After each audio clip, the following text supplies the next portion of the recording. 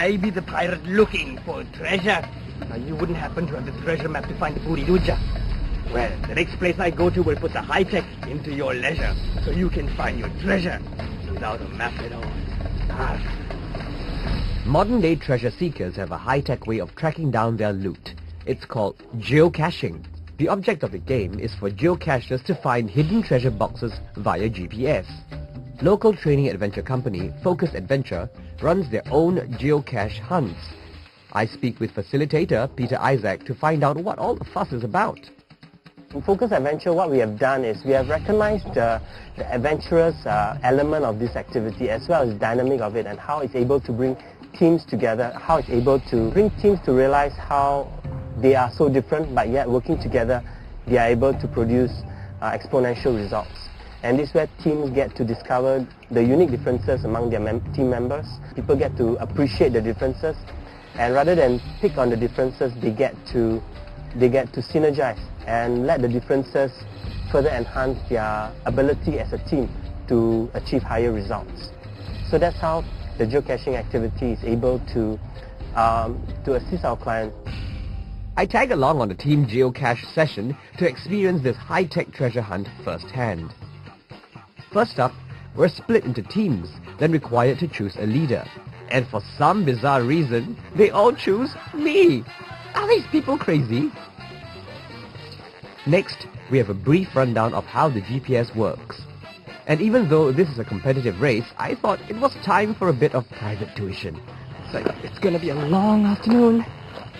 Once we had the basics down, we're given the coordinates to our first puzzle. And the hunt is on. And I was determined to show from the very start my impressive leadership skills. From the outset, it was a mad scramble with everyone getting to the first cache point together. However, what the other teams didn't know was that I was an experienced navigational expert and was putting my years of experience to use. Okay, got it? Follow me. And there was no way that anyone was going to be able to compete with my superior GPS skills. Yeah, but what is I don't understand the clue. Wait, hang on. Hang on. After a few false starts, we found our groove and began to pick up momentum.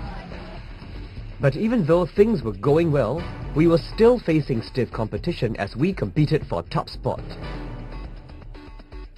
To make matters worse, by the time we got to the tower, we were falling behind, and it looked like we were in trouble as one of the other teams was already halfway through the next obstacle. But when all looked lost, the team pulled together, deciphering a complex set of flag signals in record time, and by the time we left the tower, we were in the lead. Let's go. The team was working like a well-oiled machine, and once we completed the next few challenges, it was off to the beach, where one final clue stood between us and our geocache.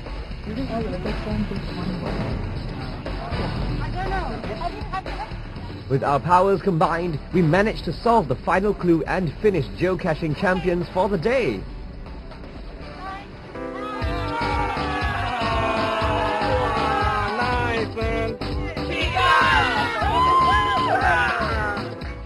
Well, there you have it.